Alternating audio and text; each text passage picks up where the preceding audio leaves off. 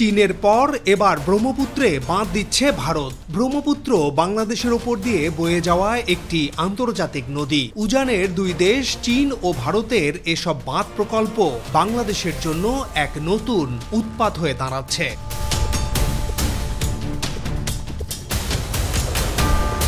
ইতোমধ্যেই ভারত পাকিস্তান সিন্ধু নদী নিয়ে দ্বন্দ্বযুদ্ধের মুখে দাঁড়িয়ে গেছে। আর জানুয়ারিতে চীনের অর্থায়নে তিস্তা মহাপরিকল্পনার কাজ শুরু হলে ভারত বাংলাদেশ সম্পর্ক কোথায় গিয়ে দাঁড়াবে তা অনুমান করাও কঠিন। চীন, ভারত, পাকিস্তান সামনের দিনগুলোতে আন্তঃসীমান্ত নদীগুলোকে পরস্পরের বিরুদ্ধে মোকাবিলার উপাদান হিসেবে ভাবছে এবং পানি প্রবাহকে দখল বেদখলের বিষয় করে তুলছে। তাদের এ যুদ্ধ প্রতিযোগিতার অনিবার্য বলি হতে পারে ভাটির বাংলাদেশ। ফলে পানিকে ঘিরে চীন, ভারত, বাংলাদেশ ও পাকিস্তান দক্ষিণ এশিয়ার 4 রাষ্ট্রকে নিয়ে গড়ে উঠতে চলেছে এক ভয়ঙ্কর সংঘাত। ব্রহ্মপুত্রের উৎস ও প্রবাহ। ব্রহ্মপুত্রের জন্ম হিমালয়ের তিব্বত মালভূমিতে, কৈলাস পর্বতের কাছাকাছি বরফ গলিত হিমবাহ থেকে। তিব্বতে এর নাম ইয়ারলুং সাংপো। তারপর নদী প্রবেশ করেছে ভারতের অরুণাচল প্রদেশ হয়ে আসামে, আর শেষে বাংলাদেশে এসে মিলেছে পদ্মা মেঘনার সঙ্গে।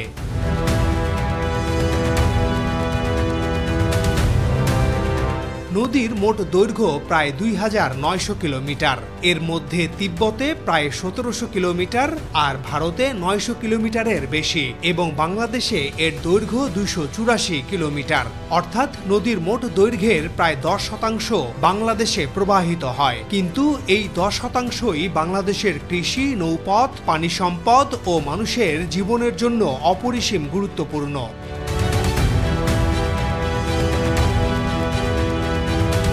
চীনের মেগা হাইড্রো প্রজেক্ট।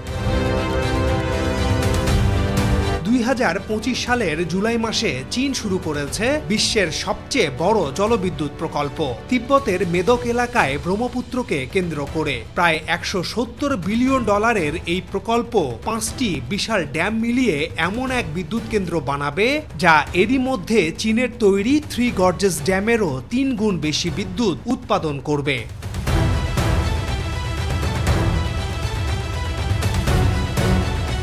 বিশাল বাজেট বলে দিচ্ছে কি ধরনের বড় অবকাঠামো গড়া হচ্ছে ব্রহ্মপুত্রের বুকে। এতদিন বিশ্বের বড় ড্যাম হিসেবে গণ্য হতো চীনের ছাংচিয়াং নদীর ওপর বসানো 3 গর্জেস ড্যাম, যার উচ্চতা প্রায় 60 তলা ভবনের মতো।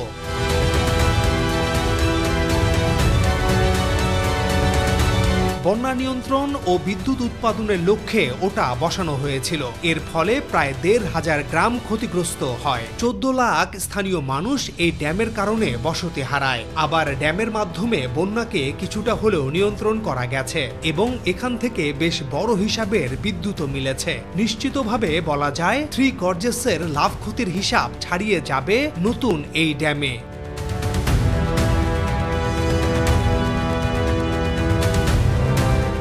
এই প্রকল্পে চীনের শক্তি নির্ভরতা কমলেও ভয় বাড়ছে নিম্নপ্রবাহী দেশগুলোর। বাংলাদেশ ও ভারতের আশঙ্কা, চীন পানি আটকে রাখলে শুষ্ক মৌসুমে প্রবাহ মারাত্মকভাবে কমে যাবে। আবার অতিবৃষ্টি হলে হঠাৎ ছেড়ে দেওয়া পানিতে বন্যা ও ভয়াবহ ক্ষয়ক্ষতি হতে পারে।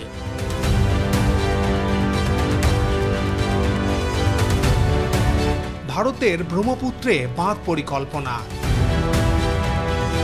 চীনের সঙ্গে ভারতের আন্তঃনদী অনেক, তবে শতদ্রু আর ব্রহ্মপুত্রের প্রবাহ নিয়ে হাইড্রোলজিক্যাল ডেটা লেনদেনের সমঝোতা স্মারক ছাড়া উভয়ের মধ্যে সামগ্রিক নদী প্রবাহ নিয়ে আর কোনো চুক্তি নেই। ফলে ভারত বা বাংলাদেশের পরিণতির তোয়াক্কা না করেই চীন ব্রহ্মপুত্রের পানি যা খুশি তা করতে পারে। 2017 সালে সীমান্ত যুদ্ধের পর ভারতের সঙ্গে করা আগের স্মারক অনুযায়ীও তথ্য উপাত্ত দিচ্ছে না বেইজিং।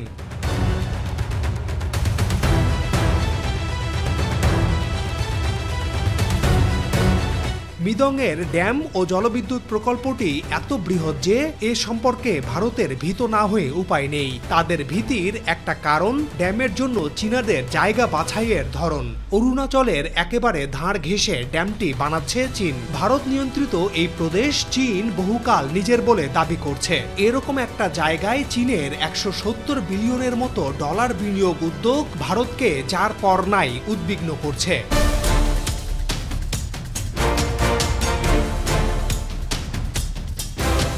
2017 সালের সংঘাতের পর থেকে চীন গালওয়ান নদীর লাদাখমুখী স্রোত পাল্টে দিচ্ছে দেখেও নয়াদিল্লিতে উদ্বেগ আরও বেড়েছে। এরকম সবকিছুর ফল হিসেবে তিব্বতের খানিক ভাটিতে ব্রহ্মপুত্র অরুণাচলের যেখানে স্থানীয় লোকজনের কাছে শিয়াং নদী হিসেবে পরিচিত, সেখানে ভারতও দৈত্যকার এক ড্যাম বানানোর পরিকল্পনা নিয়ে এগোচ্ছে।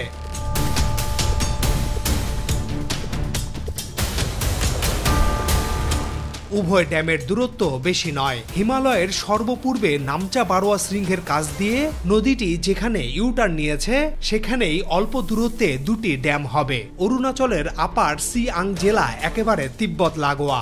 নয়াদিল্লি থেকে প্রায় 2000 কিলোমিটার ও চীনের রাজধানী বেইজিং থেকে প্রায় 2700 কিলোমিটার দূরে এই জায়গা। উভয় রাজধানীর শাসকদের জন্য শক্তি দেখানোর বড় এক ক্ষেত্র হয়ে উঠছে দূরবর্তী ও দুর্গম এ অঞ্চলের জলসম্পদ।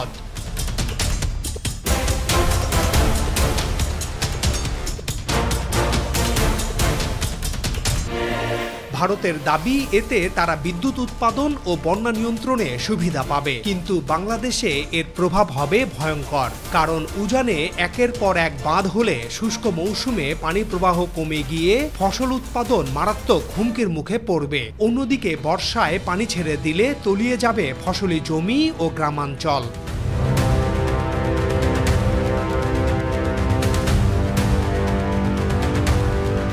ফলে বাংলাদেশের জন্য পানি বোমা তৈরি হচ্ছে দুটি। চীন ও ভারত উভয়ের ড্যামই বাংলাদেশের জন্য বোমাতুল্য হুমকি হিসেবে ঝুলে থাকবে। সেসব বোমায় বিস্ফোরণ না ঘটলেও ড্যামগুলো ব্রহ্মপুত্রের পলিপ্রবাহে ব্যাঘাত ঘটাবে তাৎক্ষণিকভাবে। এতে নদীর বাংলাদেশ অংশে কৃষি খাতে নানা ধরনের খারাপ পরিবর্তন ঘটতে থাকবে। মৎস্য খাতেও নেতিবাচক প্রতিক্রিয়া অনিবার্য। বাংলাদেশের নদীর পানির 65% হিস্সাই ব্রহ্মপুত্র যমুনার স্রোতে আসে।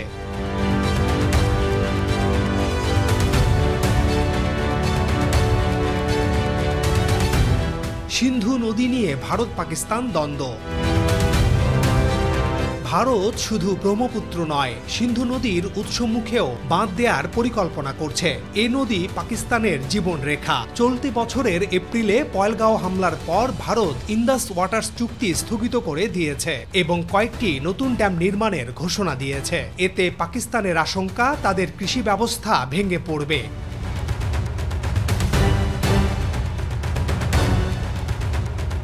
পাকিস্তানের সেনাপ্রধান সরাসরি হুমকি দিয়ে বলেছেন, ভারত যদি সিন্ধুতে বাঁধ বানায় তারা তা উড়িয়ে দেবে। শুধু তাই নয়, পাকিস্তানের রাজনৈতিক নেতৃত্ব বলছে ভারত যদি জল বন্ধ করে তবে তারা নদী দখলে নিতে পিছপা হবে না। এতে পানিকেন্দ্রিক এক ভয়ঙ্কর যুদ্ধের ইঙ্গিত মিলছে।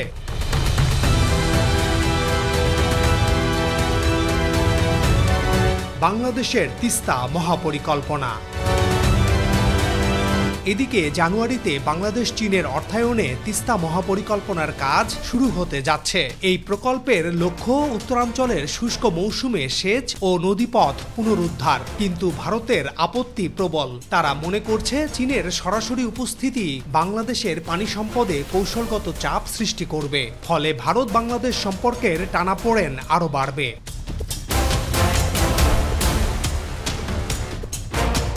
কিন্তু এটা ঠিক যে তিস্তা বাংলাদেশের উত্তরাঞ্চলের অন্তত 5 জেলার প্রধান নদী, যে নদীর পানির উপর নির্ভর করে কয়েক লাখ মানুষের জীবিকা। বাংলাদেশ বারবার চেষ্টা করেও তিস্তা নদীর পানি বন্টন চুক্তি করতে পারেনি, বা ভারতের পশ্চিমবঙ্গ সরকারের বাধায় তা আজও বাস্তবায়ন হয়নি। এদিকে বারবার তিস্তার উজানে বাঁধ দিয়ে একতরফা পানি সরিয়ে নিচ্ছে ভারত।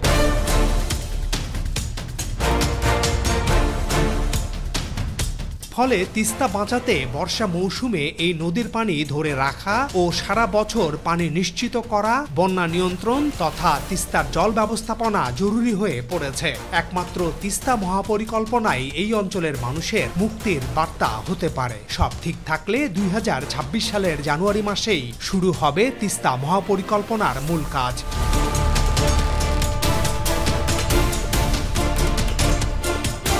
ভূ রাজনীতি ও সম্ভাব্য পানিযুদ্ধ। চীনের মেগা ড্যাম, ভারতের পাল্টা পরিকল্পনা, পাকিস্তানের হুমকি আর বাংলাদেশের তিস্তা প্রকল্প, সব মিলিয়ে পানিকে ঘিরে দক্ষিণ এশিয়া এখন এক নতুন যুদ্ধক্ষেত্রে পরিণত হচ্ছে। পানি এখানে শুধু জীবনের উৎস নয়, বরং শক্তি, রাজনীতি আর আধিপত্যের অস্ত্র।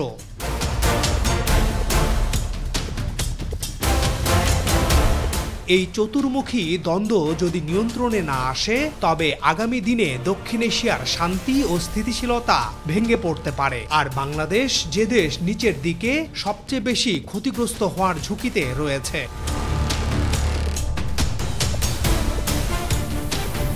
ব্রহ্মপুত্র, সিন্ধু আর তিস্তা, এই তিন নদী আজ শুধু ভৌগোলিক স্রোত নয়, ভূ রাজনীতির নতুন বারুদ ভান্ডার। চীন ভারতের স্বেচ্ছাচারিতা, পাকিস্তানের ক্ষুদ্র প্রতিক্রিয়া আর বাংলাদেশের অস্থির অবস্থান দক্ষিণ এশিয়াকে ঠেলে দিচ্ছে এক অজানা ভবিষ্যতের দিকে।